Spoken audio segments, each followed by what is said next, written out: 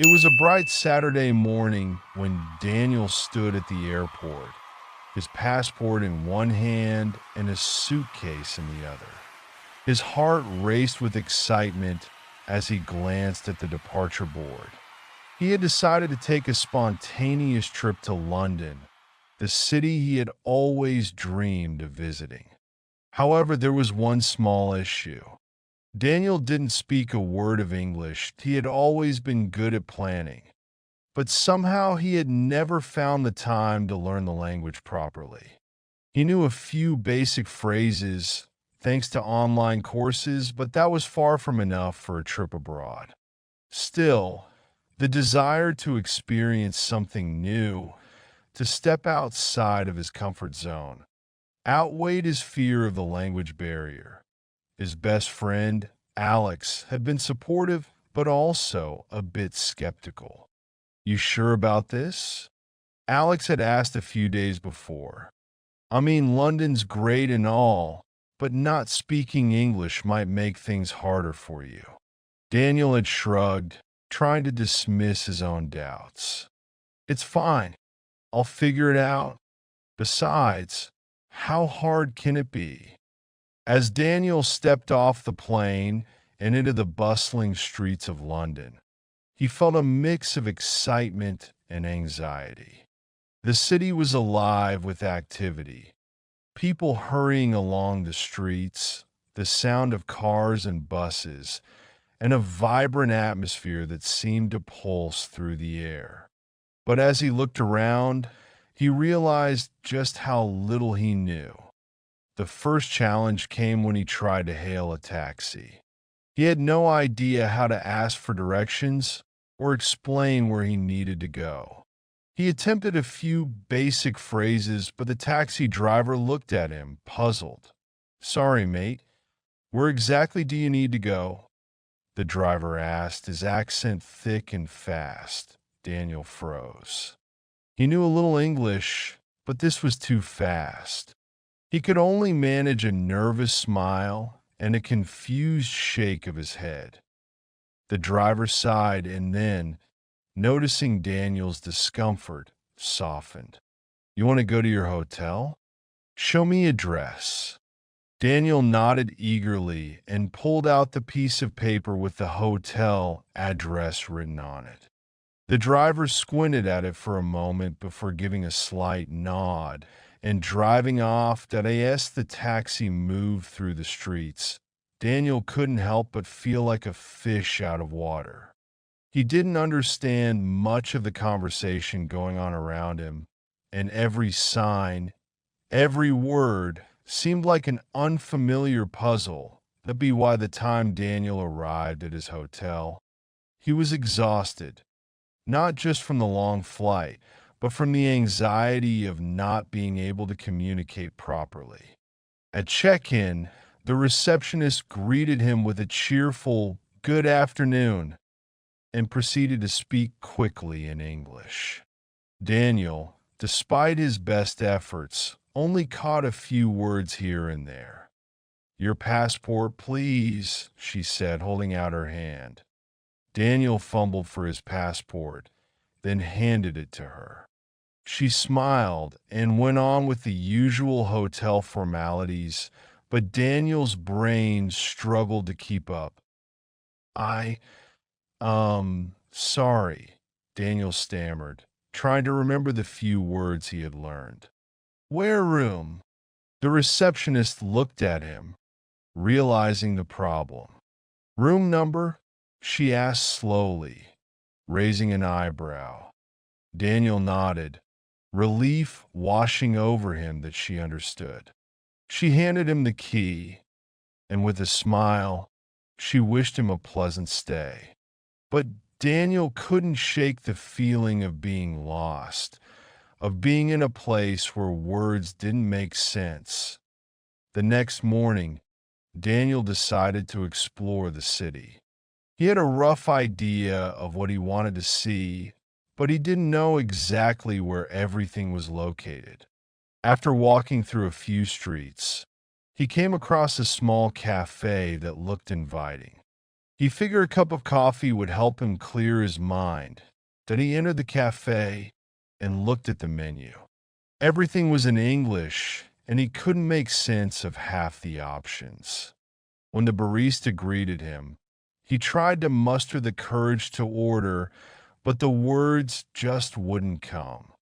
The barista noticed his hesitation and asked, "What would you like, sir?" Daniel tried to think of the simplest option, but the words felt like they were tangled in his throat. He looked down at the menu helplessly. "Coffee," he finally managed to say, pointing to the item. "Coffee? Sure," she said, nodding kindly. "How do you like it?" Daniel's mind raced. He had never been good at ordering coffee in different languages. "With milk," he said, holding up his hands as if demonstrating the concept. The barista smiled warmly. "Got it. A coffee with milk. Coming right up." As she prepared the drink, Daniel couldn't help but feel grateful for the barista's patience. It wasn't just the coffee he appreciated. It was the kindness she had shown him. He had been so anxious about getting everything wrong, but she had made him feel comfortable in a way that helped him realize not everyone would judge him for not knowing the language. As the days went by, Daniel continued to explore the city, using his broken English to navigate through various situations. At first, he struggled, often resorting to gestures and pointing at things to make himself understood. He would get frustrated when people spoke too fast or when he couldn't catch every word. But with each encounter, he learned something new. One day, while trying to find a famous museum, Daniel met a local named Sarah. She was a tour guide, and after a brief conversation, she realized Daniel was struggling to communicate. Instead of brushing him off, Sarah offered to help. "I can show you around," she said with a warm smile. "It's much easier if I explain everything to you." Daniel was hesitant at first, unsure if he should bother her, but Sarah insisted. As they walked through the museum, Sarah patiently explained the exhibits, and Daniel was able to ask questions in simple English. She would often repeat things or rephrase them, making sure he understood. It was through these small moments that Daniel began to feel a sense of connection to the people around him. Even if words didn't come easily, to be why the end of his trip, Daniel had made remarkable progress. He wasn't fluent by any means, but he had gained the confidence to speak with people, to ask for help, and to navigate the challenges that arose due to the language barrier. He learned to be patient with himself and realized that even if he made mistakes, people would understand that on the last day of his trip, Daniel found himself sitting at the same cafe where he had struggled to order his first coffee. This time, when the barista greeted him, he confidently ordered a coffee with milk without hesitation. "Much better today, huh?" the barista said with a grin. Daniel smiled, feeling proud of how far he had come. "Yes," he said, his English improving with each word. "Much better." Daniel returned to his hometown after a few weeks in London, and while he felt proud of his progress in English, he couldn't shake the excitement of his recent experiences. He had learned more than just words. He had learned how to connect with others, even when there was a language barrier. He realized that communication was more about intention than perfection, and he couldn't wait to apply this new mindset to his everyday life. Back home, Daniel resumed his normal routine: work, friends, and the quiet moments of his life. But everything seemed different now. He found himself paying more attention to the nuances of conversation, observing how people interacted, and feeling more confident when speaking, even in his own language. That a week later, he received an unexpected email. It was from Sarah, the tour guide he had met in London. The subject line read, "Looking for a collaborator." Curious, Daniel opened the message. "Hi, Daniel. I hope you've been well. I wanted to reach out because I've started an online travel guide platform where I share tips, stories, and insights about the places I've visited. I remembered our time together at the museum and thought you might be interested in collaborating. You have such a unique perspective, and I think it could be a great fit for the project. Let me know if you're interested." Best Sarah. Daniel sat back, surprised. He had enjoyed his time with Sarah in London, but this felt like a big step. Collaborating on a project that could potentially allow him to share his experiences with others. It was something he had never considered, but it felt right. He replied, excited but a little hesitant. "Hi, Sarah. Thank you for reaching out. I'd love to collaborate with you. I've been thinking a lot about my trip to London and the way I communicated with people there. I feel like I've learned so much, and I'd love to share that with others. Let me know how you envision working together." The following weeks were filled with brainstorming sessions, video calls, and exchanging ideas. Sarah explained her vision of creating a travel channel that emphasized cultural understanding, communication, and how to bridge gaps when traveling to non-native countries. She was eager to build a community where travelers could learn how to adapt to new places without the pressure of needing to speak perfect English or any other language. That Daniel's part of the project would focus on sharing his personal journey, his struggles with communication, his mistakes, and how he learned to navigate new cultures. It wasn't just about the destinations. It was about the people he met and how they made him feel like he belonged, even when he couldn't fully understand them. The idea of sharing his story excited him, and the more he worked with Sarah, the more confident he became in his abilities.